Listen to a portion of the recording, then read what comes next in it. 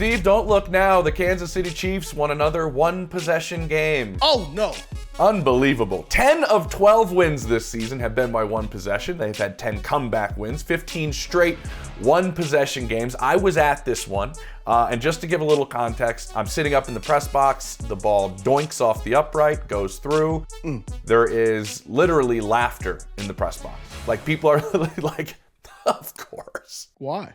That's just the way the season's gone. I mean, they've won all these games, even on the final play. You block a kick from the Broncos. You have a toe that's just out of bounds for Isaiah Likely. You have the ball just getting snapped into Aiden O'Connell's chest and there's no play. It's just everything at the end of a game has just fallen their way. And it's funny going to the locker room and talking to some of the coaches. I told them the laughter in the press box. They were like, we were actually laughing on the sideline too. It's pretty unreal what's happening this year. But as of right now, with the Bills losing to the Rams, it looks like the AFC is going to go through Kansas City once again.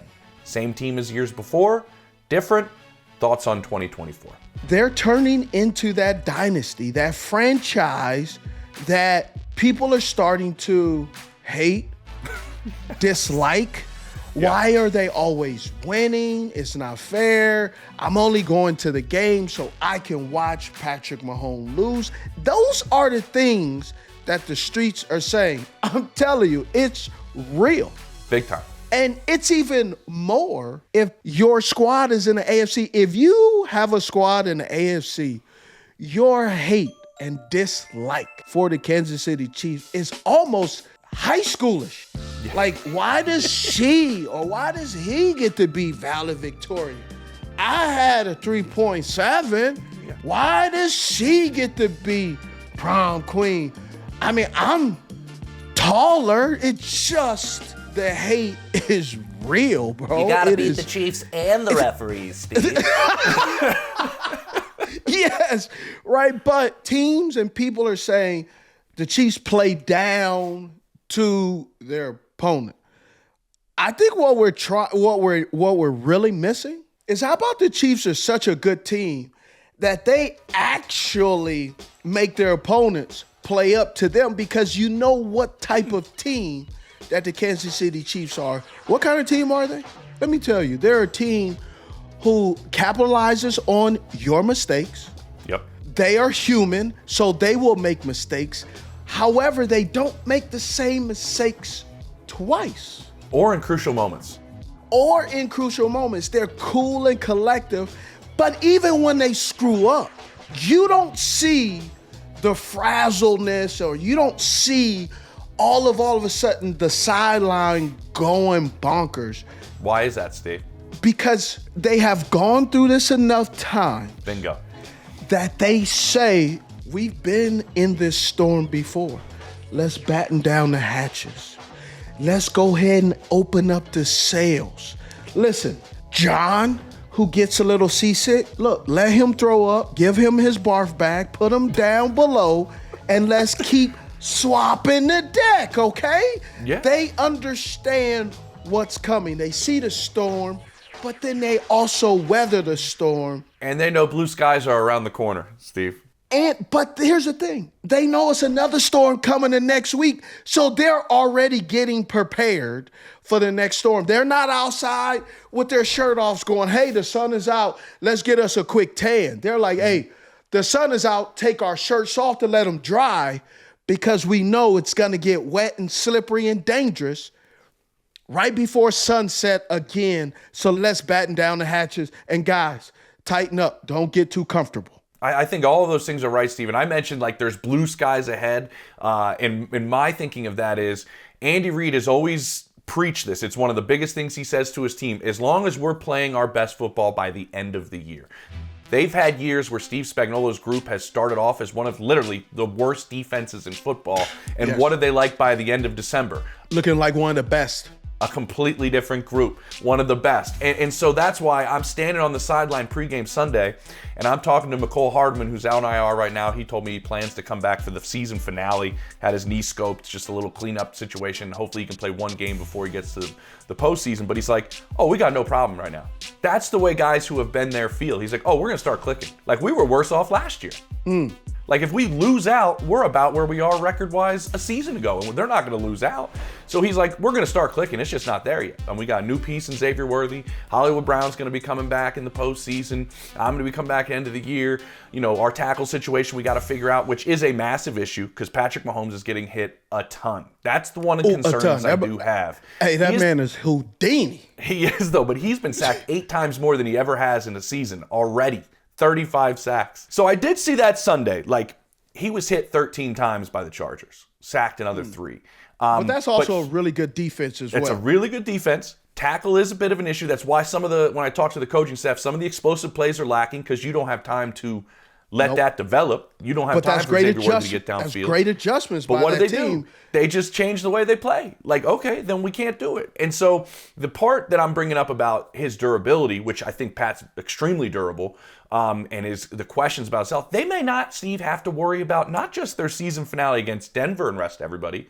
They may not have to worry about their final 2 games, which is unbelievable in sense of if you want to make sure you stay healthy, because they play 3 games in 11 days coming up.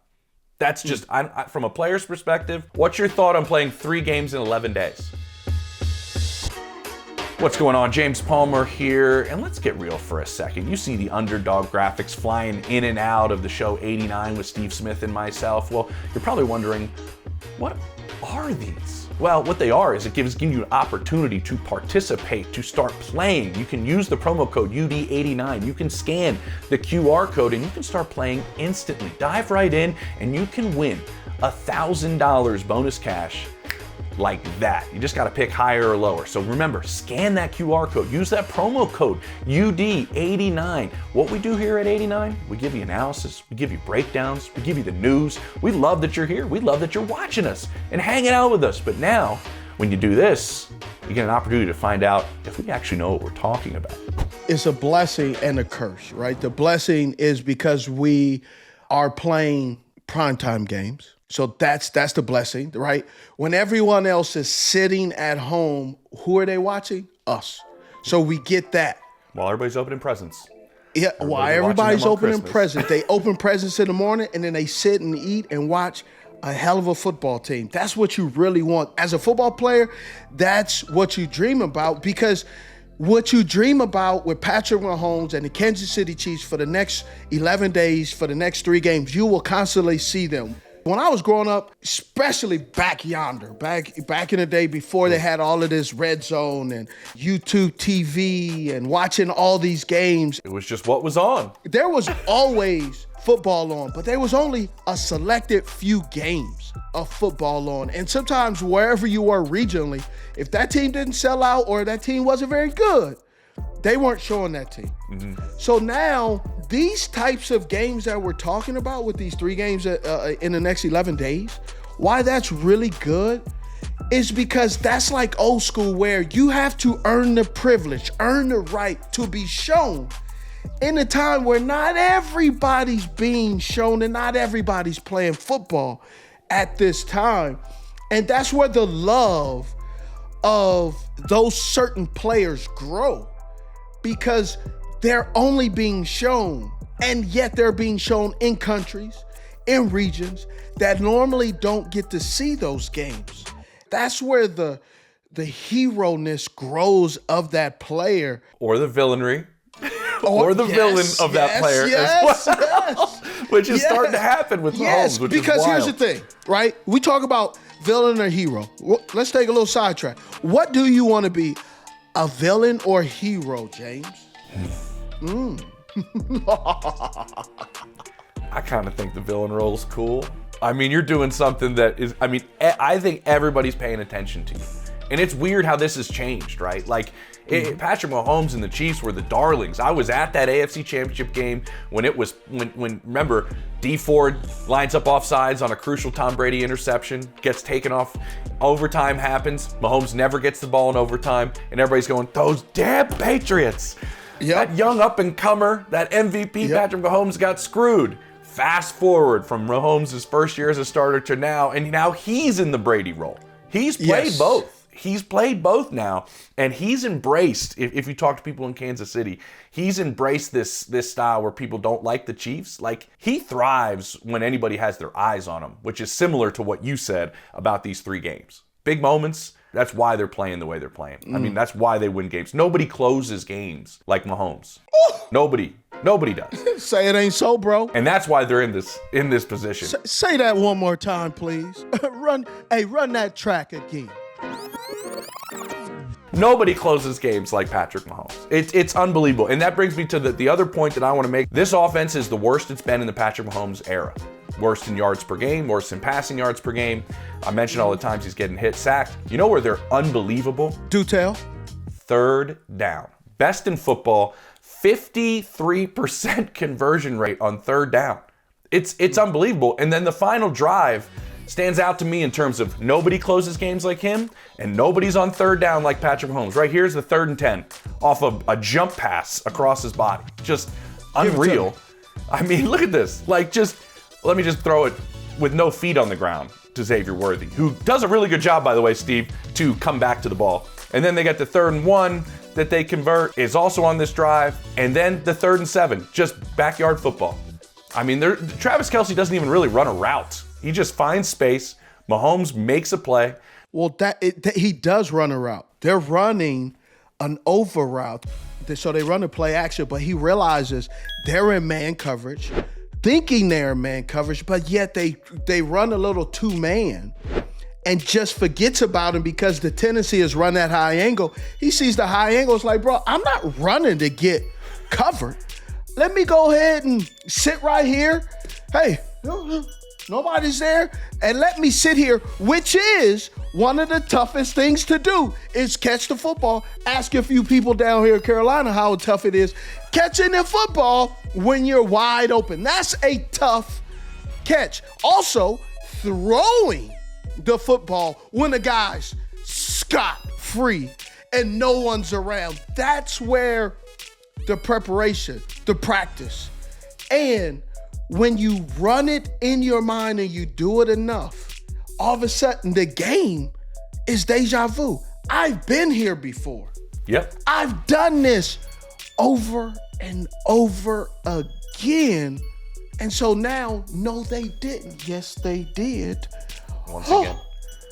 It's like clockwork, Steve. But that's why I wanted to bring up this point. This Chargers defense came into that game second in the NFL as a 3rd down defense. One of the lowest passer ratings. Yeah, one of the lowest passer ratings allowed, one of the lowest completion percentages allowed on 3rd down. Just an outstanding 3rd down team. Mahomes goes 8 for 15, 3 for 3 in that final drive. Why do the Chiefs lead the NFL in 10-plus play drives that result in touchdowns? Because they stay on the field on 3rd down. They keep your defense on the field. So when we look and pick apart all these things that maybe are the flaws within the Chiefs, I look at 3rd down being a major reason why they're able to continue to win these games, because they consistently stay on the football field. And they make your defense stay on the football field. And so coming into that game, I just wanted to say this. Best in the NFL, Patrick Mahomes on 3rd down coming into that game against the Chargers in completion percentage, touchdowns, touchdown interception ratio, passer rating, first downs. I mean, it's outstanding. So when they lack in one area, they seem to thrive and find success in another, maybe equally important area. It's been unbelievable to watch. They know they're not playing good football, but it seems like they feel like it's cool with us right now because we'll figure it out. One of the unique things that people don't even realize, Hollywood Brown, where he is right now, he's been absent as far as on the field. But I'm pretty sure he hasn't been absent in the classroom. And having DeAndre Hopkins sit there and show him how to run some routes and his example of how to get that feel of what to do and sitting there watching. They haven't gotten the explosive plays because obviously, like you said, the offensive line is struggling at tackle.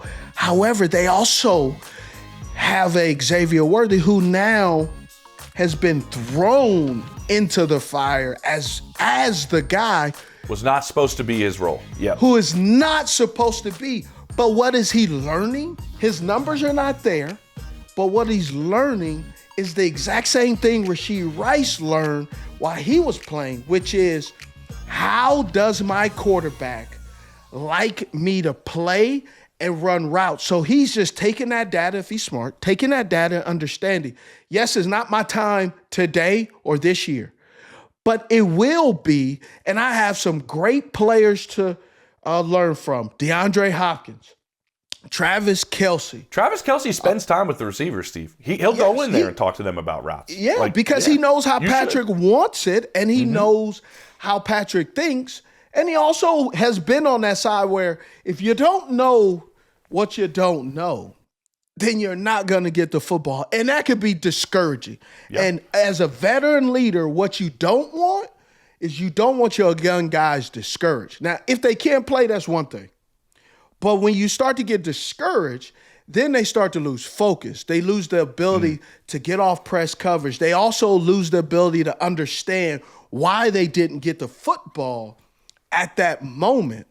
And so that's where it can be muddled. It starts to become like spaghetti. You can't separate what's the good part, what's the bad part, because it's all meshed in together.